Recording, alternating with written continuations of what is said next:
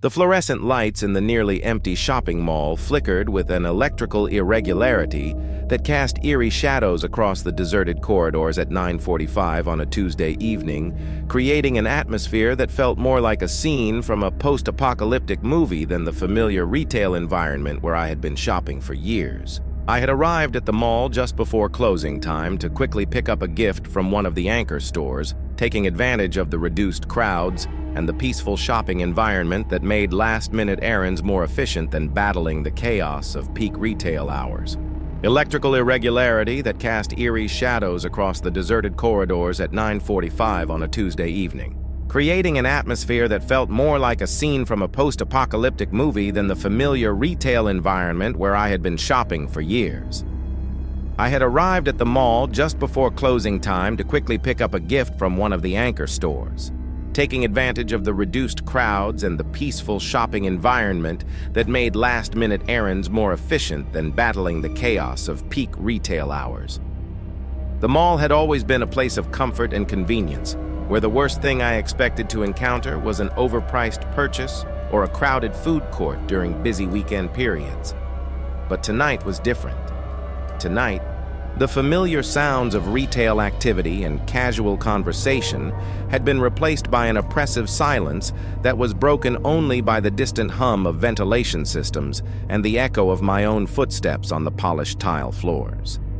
As I walked through the dimly lit corridors toward my destination store, I began to realize that I was not alone in the supposedly closing mall, and that the other people present were not typical last-minute shoppers or retail employees preparing to end their shifts.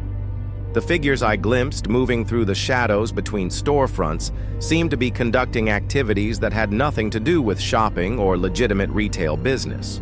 My name is Sarah, and that night taught me that shopping malls are not just retail sanctuaries. They are hunting grounds where predators and criminals use the maze-like layouts, isolated areas, and predictable patterns of mall operations to identify and attack vulnerable shoppers who trust that these commercial spaces will remain safe environments for routine retail activities. Ever wondered why some people suddenly avoid certain shopping malls after dark?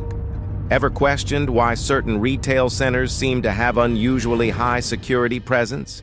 Comment below if you felt uncomfortable while shopping alone in large malls and sensed that you were being watched or followed through retail corridors with intentions that had nothing to do with shopping. Because tonight I'm sharing 3 true accounts that will make you reconsider every assumption you've made about mall safety. These aren't exaggerated stories or attempts to damage the reputation of legitimate businesses. These are real experiences from real shoppers who learned that when you visit shopping malls, especially during off-peak hours or in declining retail centers, you can encounter situations and people that transform familiar commercial environments into places where your safety and security are threatened. Lisa Rodriguez was a 28-year-old nurse who regularly shopped at a large shopping mall in suburban Miami, using the retail center's convenient location and comprehensive store selection to handle her household shopping and personal errands around her demanding work schedule at a busy hospital that often required her to shop during unconventional hours. Lisa had been shopping at this particular mall for over 3 years and was familiar with its layout, parking areas, and the general patterns of customer traffic during different times of day and week. The shopping mall was a sprawling complex with multiple levels of stores, restaurants, and entertainment venues, served by a large multi-story parking garage that provided covered parking. Lisa typically used the parking garage because it offered protection from Miami's intense heat and frequent rain, and she had developed efficient parking and shopping routines that allowed her to complete her errands quickly while maintaining awareness of her personal security in the large retail environment. Lisa's shopping routine typically involved visits during evening hours when she could avoid the crowds and long lines that made daytime mall visits stressful and time-consuming. Lisa had established comfortable patterns of mall use and had never experienced any safety concerns during her many months of regular shopping. But during the second week of September 2022, Lisa began to notice that she was being followed during her mall visits by someone who appeared to be conducting surveillance of her shopping activities and parking routines rather than engaging in legitimate retail business or normal mall activities. Lisa's stalker appeared to be a man in his 30s who would position himself at various locations throughout the mall and parking garage, sometimes on foot and sometimes near vehicles, always maintaining visual contact with Lisa's activities, but staying far enough away to avoid direct confrontation or obvious detection. Share this video if you've ever noticed someone following you through different areas of a shopping mall while pretending to shop, because what Lisa discovered about this stalker's tactics proved that some predators use the maze-like layouts and isolated parking areas of malls to conduct systematic surveillance of shoppers who appear vulnerable due to their predictable routines. The stalking behavior escalated when the man began to follow Lisa more closely during her shopping activities, tracking her movements through different stores and areas of the mall while maintaining the pretense of normal shopping behavior. The stalker would adjust his route to match Lisa's shopping pattern and would position himself where he could observe her purchases. The situation became more threatening when Lisa realized that the stalker was focusing particular attention on her parking routines and was studying her vehicle, parking locations, and the timing of her arrivals and departures from the mall.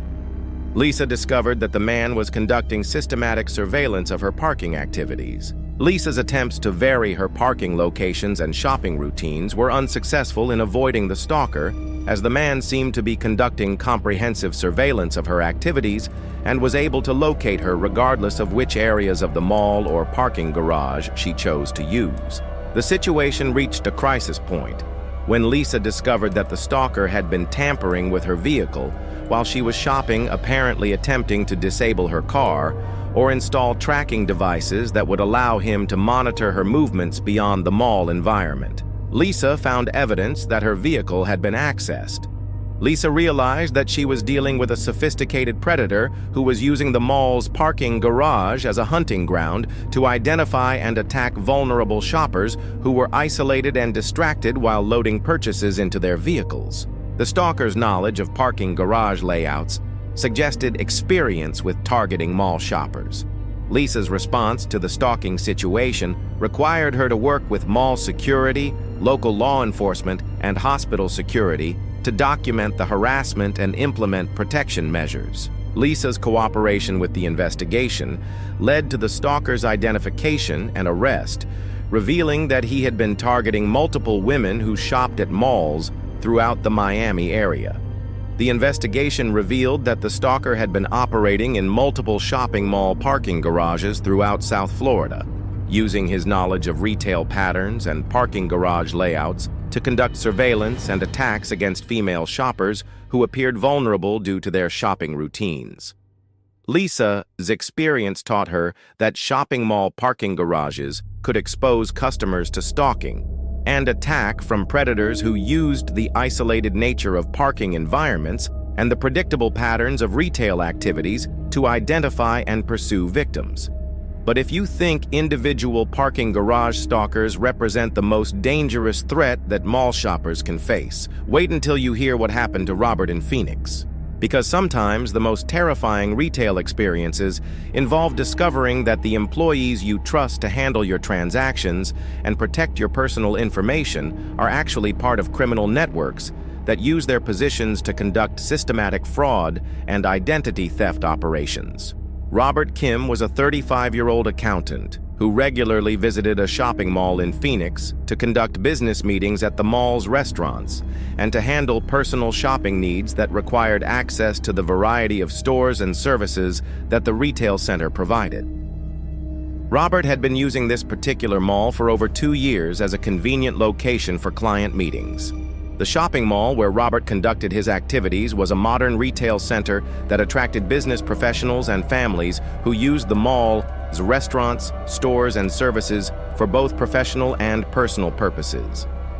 Robert had established relationships with several restaurant managers and retail employees who recognized him as a regular customer. Robert's mall routine typically involved scheduled business meetings during afternoon hours, followed by personal shopping activities that allowed him to handle household errands and personal purchases in a single trip. Robert carried valuable equipment including laptops, tablets, and business documents. But during the third week of July 2021, Robert began to notice unusual activities among mall employees that suggested they were conducting operations that had nothing to do with retail management and appeared to involve illegal enterprises that took advantage of the mall as legitimate business operations. Robert's business background and experience with financial operations made him particularly observant of the employees' activities, and he quickly recognized patterns that indicated multiple retail workers were collaborating in illegal operations that exploited the mall's customer base and business environment. Subscribe and turn on notifications if you've ever suspected that retail employees were sharing your personal information or conducting suspicious activities during transactions. Because what Robert discovered about this employee network proved that some criminal organizations infiltrate multiple stores within malls to conduct systematic fraud operations that target business professionals and affluent shoppers. The situation became more concerning when Robert realized that the employee network was using their collective access to customer information and their positions throughout the mall to conduct systematic intelligence gathering about customers' business activities, financial status, and personal information. Robert's investigation of the employee network's criminal activities revealed that the retail workers were part of a larger criminal organization that had infiltrated multiple stores throughout the mall and was using their positions to conduct extensive financial crimes that targeted business professionals and affluent shoppers. The employee network's criminal activities included installing surveillance equipment in stores, accessing customer credit card information during transactions, and conducting systematic intelligence gathering about customers' business activities and financial information. The criminal organization's use of the mall's retail operations represented a serious threat to customer privacy. Robert's discovery of the criminal activities put him in immediate danger, as the corrupt employees became aware of his surveillance and began to view him as a potential threat to their illegal operations. Robert was approached by employees from different stores who made it clear that his knowledge was unwelcome. The situation escalated when Robert discovered that the employee network was using information gathered from mall customers to conduct targeted attacks against business professionals throughout the Phoenix area. The organization had been using the mall as a recruitment and intelligence gathering center. Robert's attempts to document the employee network's criminal activities and report them to law enforcement were complicated by the criminals' control of multiple retail locations within the mall and their ability to monitor customer activities across different stores. Robert ultimately worked with federal law enforcement agencies to provide evidence of the criminal organization, its activities, and to expose the corruption that had infiltrated multiple retail operations within the mall. Robert's cooperation led to a comprehensive law enforcement operation that resulted in multiple arrests. The investigation revealed that the criminal organization had been operating in multiple shopping malls throughout the Phoenix area, using retail employees and infrastructure to conduct identity theft, credit card fraud, and other financial crimes that generated millions of dollars in illegal revenue. Robert's experience taught him that shopping mall retail operations could be infiltrated by criminal organizations that used employee networks to conduct illegal activities, and that customers needed to be aware of the potential for employee misconduct and criminal exploitation. But even employee criminal networks seem manageable compared to what happened to Jennifer in Detroit.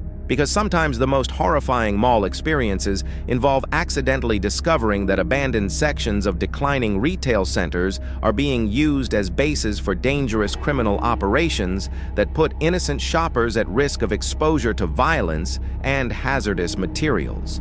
Jennifer Walsh was a 29-year-old social worker who occasionally visited a declining shopping mall in Detroit to access one of the few remaining anchor stores that still provided essential household goods and services that were not available in her immediate neighborhood. Jennifer had been using this particular mall sporadically for over a year, despite its obvious decline. The shopping mall where Jennifer shopped was a once thriving retail center that had fallen victim to economic decline and changing shopping patterns, leaving many storefronts vacant and creating an atmosphere of abandonment that made the remaining operational stores feel isolated and potentially unsafe. Jennifer's mall visits were typically brief and focused, involving quick trips to the operational anchor store to purchase specific items or services.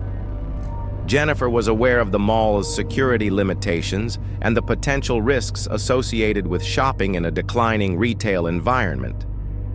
But during the first week of August 2023, Jennifer's routine shopping trip became a nightmare when she inadvertently entered an abandoned section of the mall that was supposed to be closed to public access, but had been left unsecured and was being used for activities that had nothing to do with retail operations. Jennifer had taken a wrong turn while trying to reach the anchor store and found herself in a darkened corridor lined with empty storefronts and filled with an atmosphere of menace that made it immediately clear that she was in a dangerous situation. Hit that like button if you've ever accidentally wandered into an abandoned area of a declining mall and felt like you'd entered a completely different and dangerous world.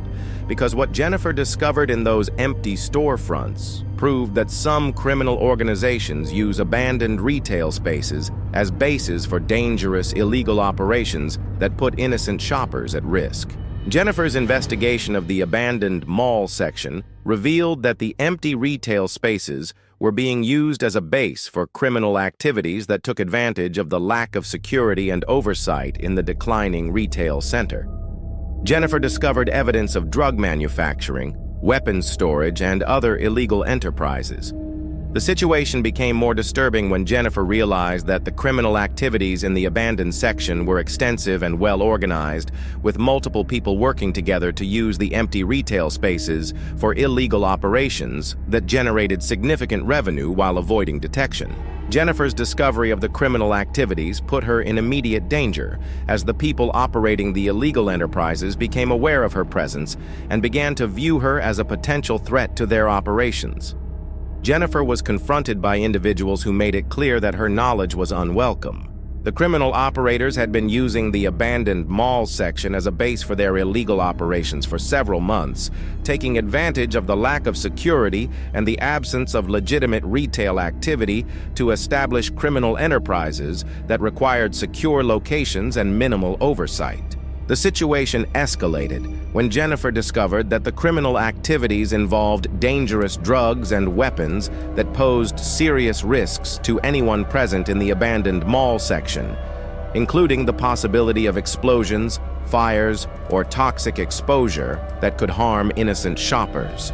Jennifer's attempts to escape from the dangerous situation were complicated by the criminals' control of the abandoned mall section and their ability to monitor and restrict access to the exits and communication equipment in the empty retail areas. The situation reached a crisis point when Jennifer was directly threatened by the criminal organization and was warned that her knowledge of their activities would not be tolerated and that her safety would be compromised if she attempted to report their illegal operations. Jennifer's escape from the dangerous situation required her to use her knowledge of the mall's layout and her understanding of the criminals' operational patterns to avoid detection while reaching a location where she could contact law enforcement for assistance. Jennifer ultimately managed to contact law enforcement and provide detailed information about the criminal activities, leading to a major investigation and raid that exposed the illegal operations and resulted in multiple arrests of people who had been using the abandoned mall section as a base for drug manufacturing and weapons trafficking. The investigation revealed that the criminal organization had been operating in the mall for over 6 months, using the abandoned retail spaces to conceal their illegal activities while putting innocent shoppers at risk of harm from dangerous materials and criminal associates. Jennifer's experience taught her that abandoned sections of declining shopping malls could be vulnerable to infiltration by criminal organizations that use the empty retail spaces and lack of security to conduct illegal activities that put innocent shoppers at risk. These 3 accounts from shopping mall visitors across America reveal a disturbing truth about retail environments. America's shopping centers can become hunting grounds for predators and criminals who use the maze-like layouts, isolated areas, and predictable patterns of mall operations to identify and attack vulnerable shoppers who trust that these commercial spaces will remain safe environments for routine retail activities.